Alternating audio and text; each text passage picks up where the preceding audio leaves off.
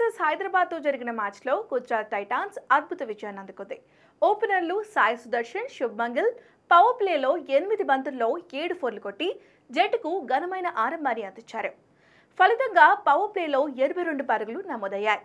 మొదట బ్యాటింగ్ చేసిన గుజరాత్ 224 పరుగులు చేయగా హైదరాబాద్ 186 పరుగులకే పరిమితమైపోయింది. తద్వారా ఎస్ఆర్హెచ్ ఒఫీషియల్ గా టోడీ నుంచి నిష్క్రమించగా గుజరాత్ టాప్ 2లోకి దూసుకెళ్లింది.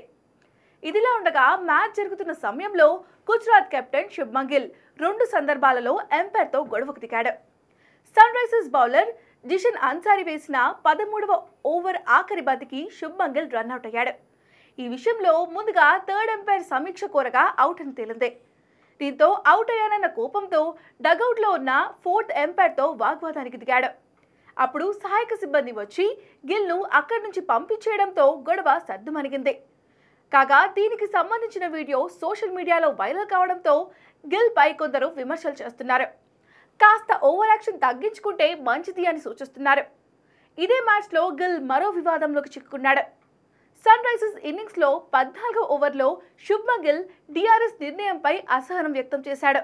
ఆ ఓవర్ 4వ బంతికి ప్రసిద్ధి కృష్ణ యాకర్ వేగా బంతి అభిషేక్ ప్యాడ్లను తాకింది. ఈ సమయంలో గుజరాత్ ఎల్బిడబ్ల్యూ కోసం అపీల్ చేసింది. కానీ ఎంపైర్ నాట్అవుట్ ఇచ్చాడు.